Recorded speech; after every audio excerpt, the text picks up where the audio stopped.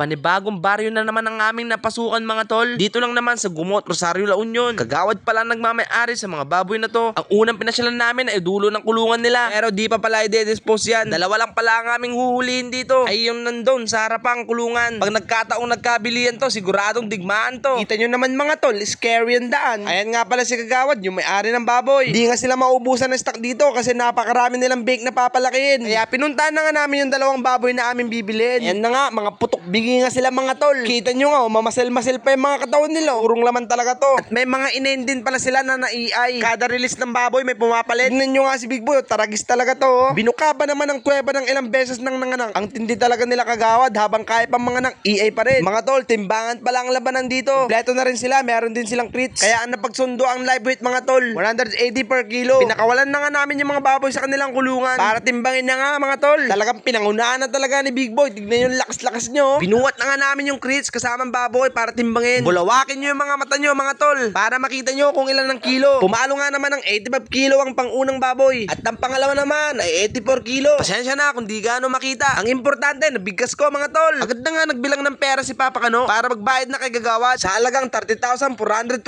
pesos. Goods na nga mga tol. Kaya hinanda ko na nga ang pangontra sa araw. Ang aming mahiwagang tela. Tinali ko na rin mga tol. Pagkatapos yan, paliliguan na namin ng baboy. Agad na nga nang igib si Big Boy. At sabay, pinaliguan na rin ng mga baboy. Salamat pala sa mga napa-shoutout. Kay Johnny Carino ng Gumot. Kay Jennifer Pandoro ng Singapore. Kay Peterson Viesca Cruz. Kay Lito Lirio Obara. Jerome De Vera ng Malasiki. At kay Arandel Junio ng Ordaneta. Shoutout sa inyo mga tol. Yun na nga, at okay na nga yung mga baboy. Napaliguan na nga namin ng husto. Tamang relax na nga ang mga ugok. At tuloy-tuloy pa rin ang magpapaligo ni Big Boy. Sawa kayo sa tubig. Kaya pauwi na nga kami mga tol. Babalikan na lang namin yung naiwan na baboy. Bobombahan pa nga daw ng konti. Nang sa ganun nga mga tol, maging good size. Yun lang mga tol. Peace out.